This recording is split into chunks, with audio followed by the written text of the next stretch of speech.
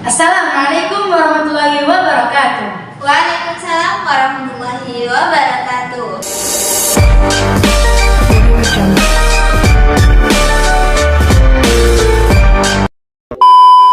Alhamdulillah di Semaku Mlokorejo Podcast. Podcastnya SMA Plus Busan Hulu Mlokorejo Puger. Hai sahabat podcast, bagaimana kabar kalian hari ini? Semoga selalu dalam lindungan Allah Subhanahu Wa Taala. Amin. Perkenalkan, nama saya Isna sebagai pemandu podcast pada Bincang Prestasi kali ini.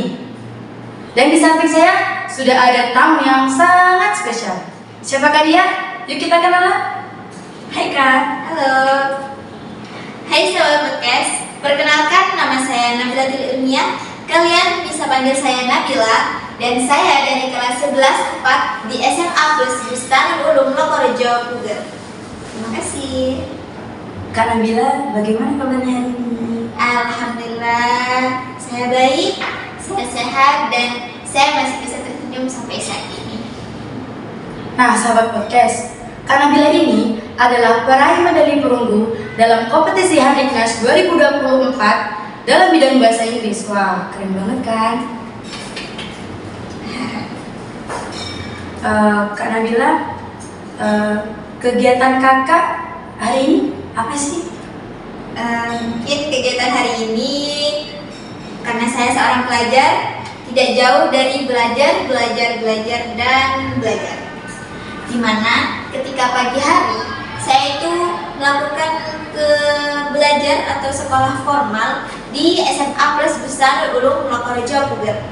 Kemudian ketika siang hari sampai dengan malam hari, saya itu mengikuti kegiatan pembelajaran dan juga kegiatan di Madrasah Diniyah di Pondok Pesantren Bustanul Ulum Mlokorejo Puger Jember. Seperti itu. By the way, kakak, persiapan kakak Nabila ini untuk mengikuti lomba kompetisi Handiknas ini apa sih Kak? Pastinya untuk persiapannya itu belajar Kak ya. Sebelum saya mengikuti lomba, saya itu mendapatkan informasi dari Miss Halim atau Miss Halimah Sadia itu bahwasanya ada lomba atau kompetisi Olimpiade Bahasa Inggris berbasis online dalam tingkat nasional. Nah, saya tertarik untuk mengikuti. Jadi akhirnya saya bilang bahwa saya ingin ikut. Nah, dan terima kasih kepada Bu Halim sudah berkenan untuk membimbing saya dalam belajar bahasa Inggris, juga memberi tips-tips bagaimana cara mengerjakan soal grammar, tenses, dan lain-lainnya. Juga bagaimana agar tidak terkecoh dalam soal literatur yang begitu sulit. Seperti itu. Wah, pasti sulit sih ya Kak ya. Ya, Saya aja belajar sekolah biasa itu udah pusing, apalagi kakak yang belajar tambahan ya. Ya, berarti kalau ada belajar tambahan, pusingnya 2 kali lipat. Boleh dong Kak di-spill perjalanan kakak menuju mendapatkan medali perunggu ini dari pendaftaran, mengerjakan sampai pengumuman lomba ini? Seperti yang saya katakan tadi, pendaftarannya karena saya berada di lingkungan pondok pesantren, jadi yang mendaftarkan saya itu yakni Miss Halimah Sadia. Begitu. Kemudian ketika sudah tamuan mengerjakan, itu saya kan sudah mendapat bimbingan sebelum pengerjaan soal tersebut. Nah, dalam pengerjaan soal tersebut ada sekitar 60 atau sekitar 60 soal, dan 60 soal itu dikerjakan selama 45 atau 60 menit, sekitar 1 jam pembelajaran seperti itu. Jadi gimana ada tingkat kesulitannya soalnya sendiri, seperti anonim, bahkan ada vocab-vocab yang belum saya pahami dan belum saya mengerti, itu sulitnya saya itu di sana.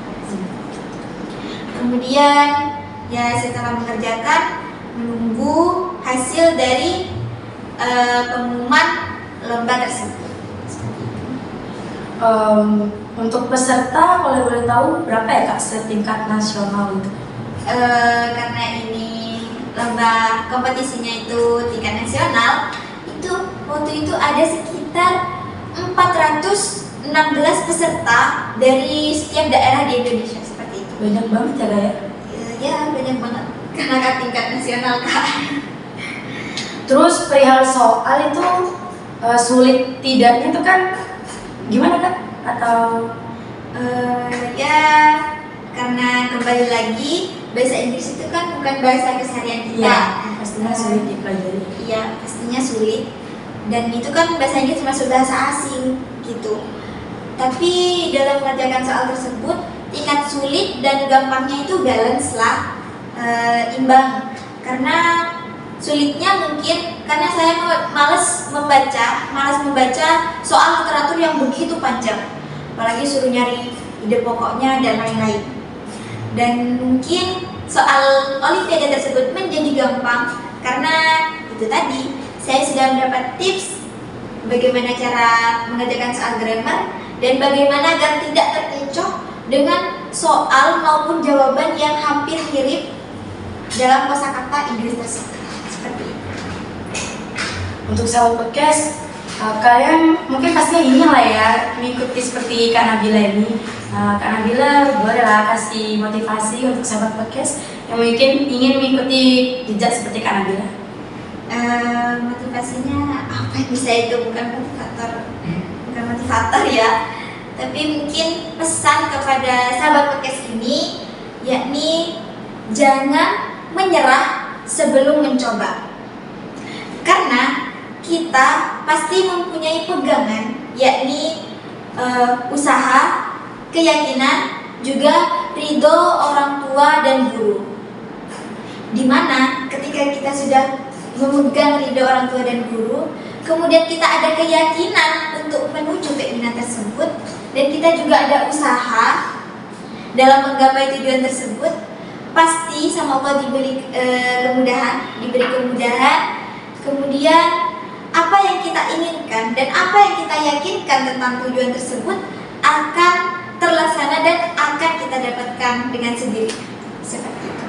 Jadi buat sahabat podcast dan Kak Isna, jangan menyerah ya, karena ada pepatah mengatakan usaha tidak akan mengkhianati hasil, bukan? Seperti itu. Oke sahabat podcast, yang mau update info terbaru Semabu, pantau terus channel YouTube Semabu Lokarejo. Jangan lupa untuk like, komen, dan subscribe YouTube channel kami. Jangan dulu dong. Semabu cerdas, Semabu berkualitas, Semabu di hati, salam literasi. Ilaliko, wassalamualaikum warahmatullahi wabarakatuh. Waalaikumsalam warahmatullahi wabarakatuh.